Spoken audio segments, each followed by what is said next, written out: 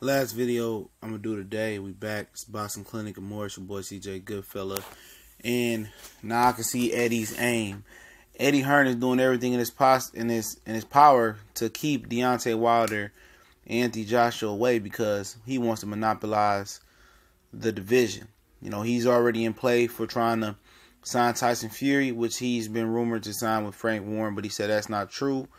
And he just said in the article in Boxing today, it ain't the first time I heard him say it, or read about him saying that he wants to sign Deontay Wilder and said he could pay him double his highest payday versus Dillian Whyte. And said, I don't understand why he wouldn't do it. I'm going to link that article in the description so you know this trill. Obviously, we've been doing a lot of heavyweight boxing talk. Obviously, you know, Wilder been a topic of discussion since he beat Luis Ortiz and then Dillian Whyte beat Lucas Brown. That fired up the grill a little bit more. Now they throwing meat on the grill because Joseph Parker and Anthony Joshua is about to fight Saturday, and I'm very excited for that fight. I'm going full all in. Saturday, man. I might do a live reaction. I may be going out of town, but I'll find a way. But I'm very excited about that fight. I'm excited about everything that fight brings. I'm excited about the electricity, the atmosphere, some good heavyweight boxing. But, Eddie Hearn, would Deontay Wilder sign to Eddie Hearn? Absolutely not.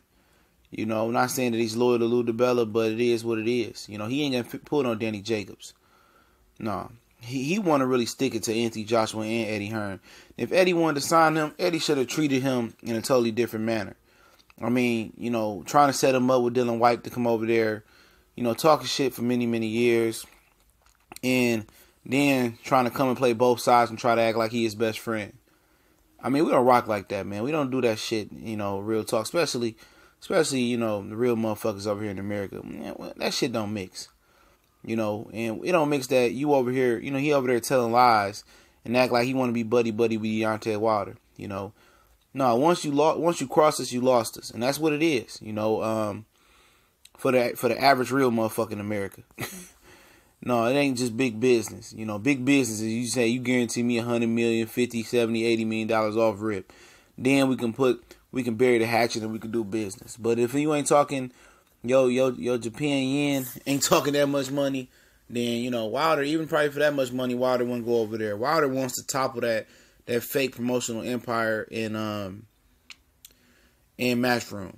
Matchroom ain't got shit going on other than Anthony Joshua. And Danny Jacobs went over there to be the guinea pig, and guess what? He fighting Sullick and Luis Arias in the first two fights of his 6-fight deal with HBO. And they're not even promising him a Canelo or a Triple G fight right now. So, but would Deontay sign with Eddie Hearn? I don't think so. But like I said, bullshit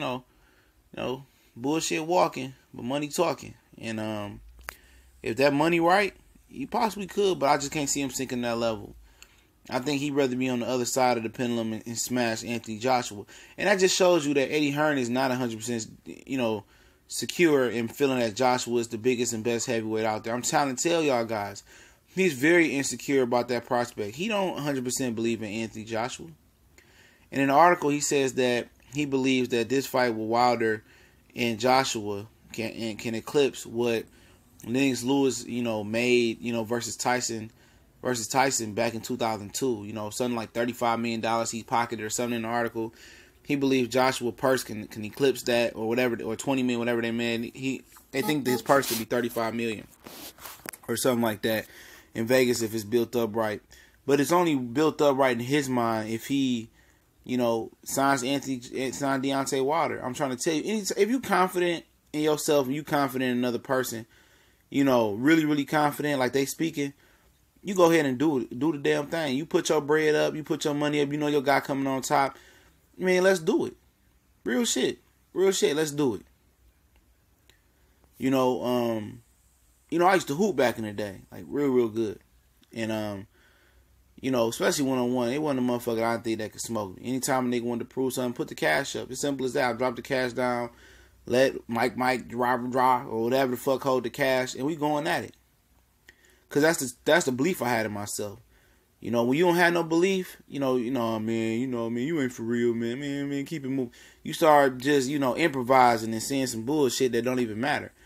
When you ready to get it popping, like in school, when a motherfucker wanted to fight, it wasn't no, oh no, I'm good, man. No. If it was on and popping, no, you catching the fade off rip, you ready, And somebody that's not confident, they the ones that's trying to prolong it and put stuff off until it comes to a boiling point and it boils over and it get more serious than what it would have got of you that took care of it in the beginning.